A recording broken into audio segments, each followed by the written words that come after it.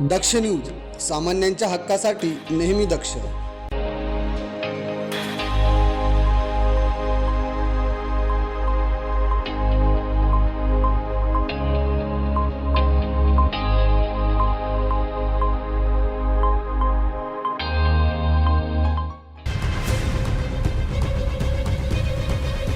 Motorcycle चोरी करणाऱ्या आरोपीस जेरबंद करून मोटारसायकल चोरीचा गुन्हा उघडकीस आणण्यात गुन्हे शाखा युनिट 2 ला यश आलंय.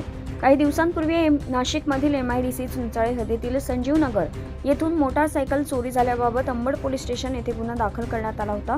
या अनुषंगाने गुन्हे शाखा युनिट 2 कडील पोलीस अधिकारी आणि अंमलदार यांनी लागलीच गुन्ह्याच्या घटनास्थळास भेट देऊन तेथील आजूबाजूचे जवळपास 35 CCTV कॅमेऱ्यांची तपासणी केली.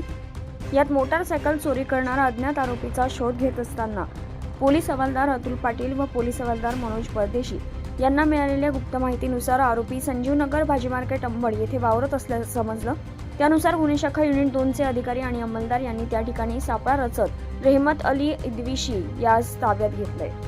तसेच त्याची कसून चौकशी केली असता रेहमत अली हियातुल्ला अदविशी असं त्याने नाव सांगितलं असून गुन्ह्याची देखील कबुली दिली आहे.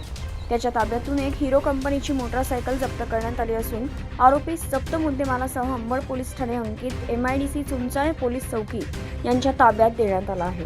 ही कामगिरी संदीप कर्णिक पोलीस आयुक्त, किरण कुमार चव्हाण पोलीस उपायुक्त गुन्हे, संदीप मिटके सहाय्यक पोलीस आयुक्त गुन्हे नाशिक शहर यांच्या मार्गदर्शनाखाली सहाय्यक पोलीस निरीक्षक हेमंत तोडकर, प्रभारी अधिकारी सहाय्यक पोलीस निरीक्षक डॉ. समाधान हिरे, श्रेणी पोलीस उपनिरीक्षक यशवंत बेंडकोळी, पोलीस हवालदार अतुल पाटील, मनोज परदेशी, वाल्मिक चव्हाण, प्रकाश महाजन, चंद्रकांत गवळी, पोलीस अंमलदार महेश खांडबहाले आणि सुनील खैरनार यांनी केली आहे.